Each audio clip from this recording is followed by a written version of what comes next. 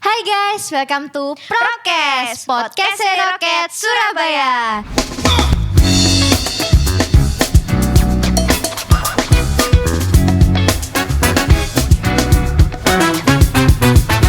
Nah, jadi di podcast kali ini kalian bakal ditemenin sama aku, Feni Setiawati dan Kiki. Dan hari ini podcastnya mengangkat tema sacrifice. Dan pastinya ini beda banget sama podcast-podcast lainnya karena kita bakalan gambar.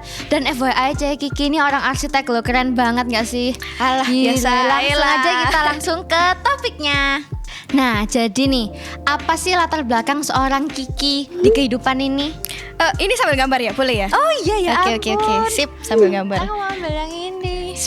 Aku ini umurnya 20. Terus kuliahnya di Malaysia sebenarnya, tapi karena online jadi kuliahnya tetap di Surabaya, tapi gurunya di sana gitu. Nah, sekolahnya jurusan tadi udah disebutin ya, arsitek gitu deh. Mantap. Terus kalau misalnya secara kepribadian, secara keluarga, latar belakang, boleh juga dong diceritain dikit. Kepribadian sendiri sebenarnya aku itu introvert ya. Tapi mungkin gara-gara aku punya Cece sama Koko yang ekstrovert itu, mungkin itu membuat aku jadi introvert ya gitu sih. Oh, nah kalau misalnya ada nggak sih Cece pengalaman terhadap kayak buat dapet sesuatu harus berkorban gitu, ada nggak? Kebanyakan sih aku itu berkorban karena waktu ya guys. Karena aku sendiri itu orangnya kan introvert. Jadi aku tuh lebih suka untuk spend time waktu sendiri. Oh, jadi Cece sering dong kayak me time di mall, jalan-jalan sendiri itu sering nggak? Iya, aku suka jalan-jalan asik sendiri. Nah, tapi ya kita kan manusia makhluk sosial ya. Jadi kita itu tetap harus untuk bersosialisasi sama temen dong gitu loh. Jadi aku banyak mengorbankan waktu untuk berbicara sama teman-temanku. Dan shockingly aku suka sih ternyata ngomong-ngomong sama temanku. Jadi anggapannya Cece agak kayak extrovert tapi introvert gitu gak sih? Iya, ambivert di tengah-tengah lah. gitu. Nah, kalau misalnya Cece kayak udah ada kuliah terus kayak harus catch up sama teman-teman, ngomong sama keluarga, gitu skala prioritasnya Cek Kiki apa sih? Sekarang prioritasku itu yang pasti hubunganku sama Tuhan. Yang kedua, prioritasku itu lebih ke kuliah. Pertemanan sama keluarga. Itu aja sih sekarang prioritasnya, nggak ada yang lain gitu. Ya. Kalau pelayanan juga, jadi kayak Cece udah, karena skala prioritas pertama Tuhan, jadi Cece udah ngerasa kalau pelayanan tuh bukan lagi suatu kewajiban gak sih? Kayak sudah jadi suatu keinginan dan kebutuhan seorang Cek Kiki, iya gak? Iya sih, karena mungkin aku hidup dalam keluarga pendeta juga ya guys ya. Jadi aku itu sejak kecil sudah sudah banyak pelayanan gitu loh, menari, mau main musik, nyanyi gitu. Jadi mamaku sudah nyuruh aku untuk ayo kita pelayanan gitu. Jadi itu mungkin sudah menjadi suatu kebiasaan dalam diriku gitu sih. Kalau dari Cek Kiki sendiri, kapan sih Cek Kiki sadar kalau misalnya penghargaan dari pengorbanan Tuhan tuh benar-benar tinggi banget? Soalnya kayak apalagi yang bisa diberikan orang buat orang tersayang selain kehidupannya nggak sih? Itu kayak yang poin besar banget nggak sih? Betul. Jadi ceritanya itu ya, waktu itu aku ini meskipun hidup dalam keluarga pendeta, cuman waktu SMA dulu bisa dibilang, Ven, aku ini bukan anak yang berbakti, bukan anak yang pinter. Oh iya? Dan aku bisa termasuk nakal sih gitu loh. Jadi waktu itu aku masuk rumah sakit, Ven. Aku waktu SMA ini aku masuk rumah sakit. Oh, yang keracunan salad itu? Iya, betul. Yang keracunan salad gitu. Iya itu. Nah, itu kan aku sendirian ya di rumah sakit. Jadi nggak ada keluarga yang nemenin. Malam-malam aku benar-benar doa sama Tuhan gitu loh. Minta ampun sama Tuhan gitu.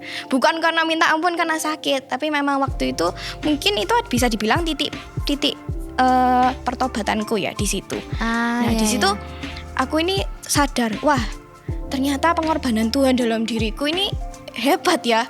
Tuhan ini bisa maafin aku yang bisa dibilang aku ini sangat nggak layak gitu loh untuk untuk pelayanan. Dan waktu itu aku juga pelayanan, Van. Jadi dalam keadaan aku nakal, dalam keadaan aku berontak sama orang tua, aku tetap pelayanan. Tapi di situ kasih Tuhan itu tetap ada gitu loh buat aku gitu loh. Pernah gak sih waktu Cece kayak ngerasa masa-masa nakalnya SMA gitu, kayak ngerasa aku ini gak layak pelayanan tapi aku pelayanan gitu, pernah gak sih? Pasti harusnya.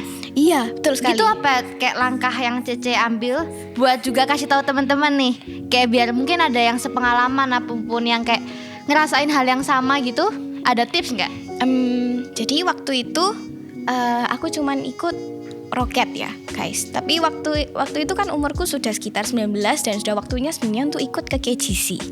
Cuman karena aku ini introvert dan aku merasa nggak layak, jadi aku ini nggak mau sama sekali untuk bergaul sama anak-anak KGC bahkan. Nah di situ tipsnya itu harus memaksakan diri. Aku sangat memaksakan diriku untuk bersosialisasi sama anak-anak di gereja. Itu benar-benar mengubah sifatku yang dari bisa dibilang nggak benar, jadi kayak pikirannya itu kembali kayak oh ternyata sosialisasi itu penting ya, untuk dapatkan firman di gereja, ikut KGC itu penting ya, dan nggak ada yang ngejudge aku.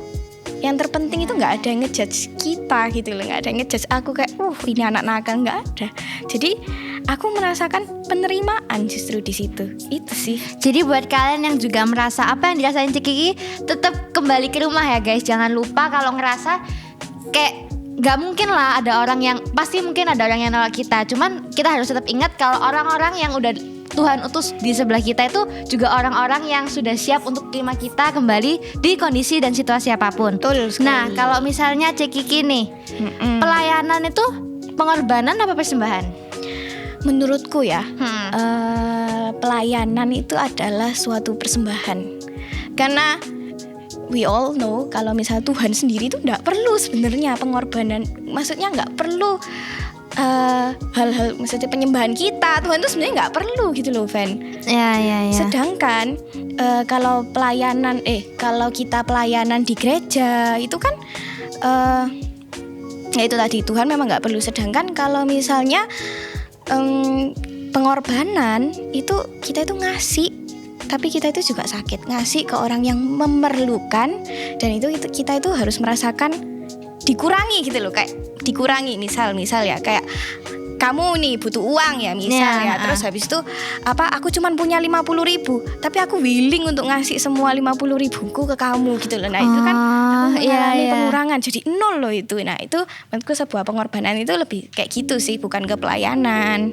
Nah jadi kalau misalnya Cik Kiki sendiri juga berarti ngerasa dong kalau pelayanan ini bukan apa ya, artinya kayak anggapannya kita ini yang butuh ke Tuhan gak sih, bukan Tuhan yang ke kita. Jadi buat kalian yang kayak masih bingung gak sih, kayak aduh pelayanan apa enggak ya, aslinya kita guys yang butuh pelayanan. Karena waktu kita pelayanan kita juga lama-kelamaan kita diisi sama sesuatu yang kita memang butuhkan. Mungkin kita belum sadar ya Cik Kiki waktu kayak betul. Waktu awal-awal Cik Kiki gak mau join KGC atau rock yang waktu ibadah itu, karena Cik Kiki introvert, itu mungkin karena Cik Kiki nggak tahu apa kebutuhannya Cik Kiki. Tapi karena sekarang Cik Kiki sudah tahu dan baru tahu karena adanya pelayanan ini. Jadi tetap ikut pelayanan ya guys ya.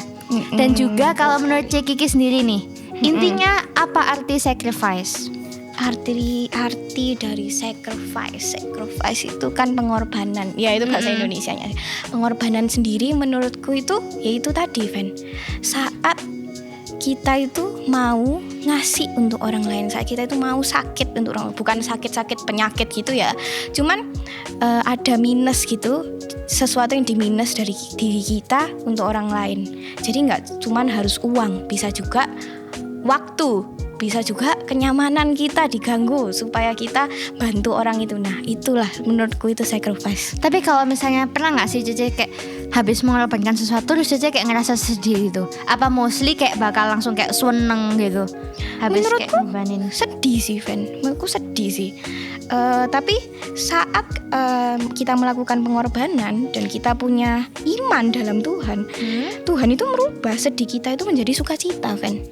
I see. Jadi enggak yang namanya kita tahu lah ya, kita sesama orang Kristen tahu kalau ikut Tuhan itu enggak gampang loh. Tuhan itu enggak selalu menempatkan kita di posisi yang enak.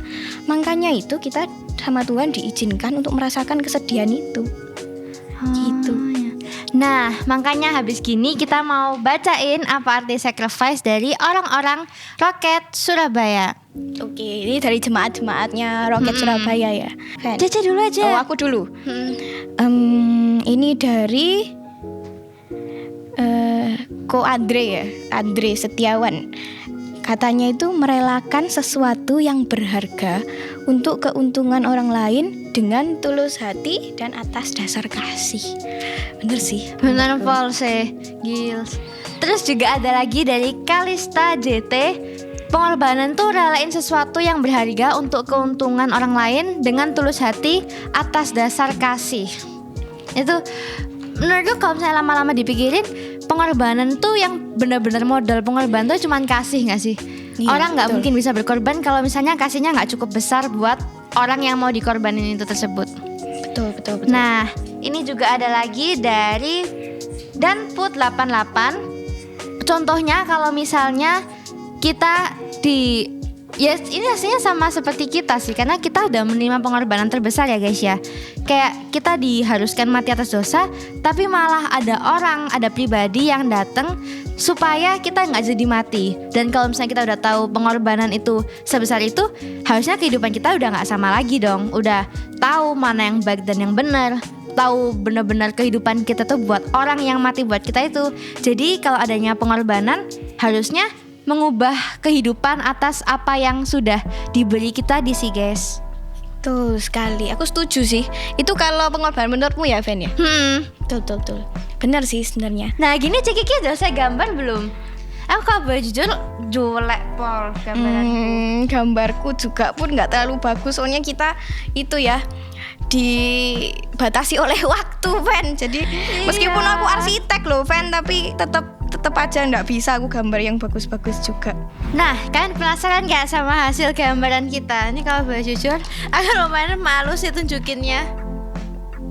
Nih, kalau ini punyaku. Wih. Nah, dari gambaran kita hari ini ada maknanya dong. Apa kalau gambaran dari makna Cik Kiki? Oke, tak jelasin. Kalau misalnya punyaku, ini tuh menggambarkan tangan Tuhan.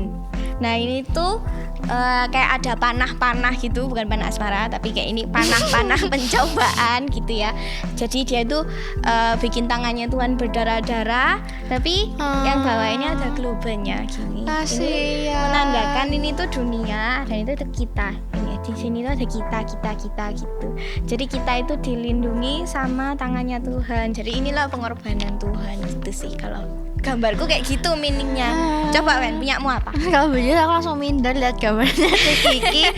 Tapi ini kayak maksimal Pol. Jadi aku kayak benar-benar menurutku pengorbanan tuh cuma bisa didapat karena Tuhan tuh benar-benar sayang Pol sama kita. Jadi aku disini tulis love with no limit. Jadi apa sih? Kenapa sih kok Tuhan tuh bisa sampai benar-benar ngerelain hidupnya? Ya makanya he sacrifices his life for you. Wih, keren juga punya aku ya. Thank you Paul. Jadi sekian adalah podcast kita hari ini. Jangan lupa nonton podcast kita selanjutnya di YouTube Rock Surabaya. Aku Feni, aku Kiki. sampai jumpa.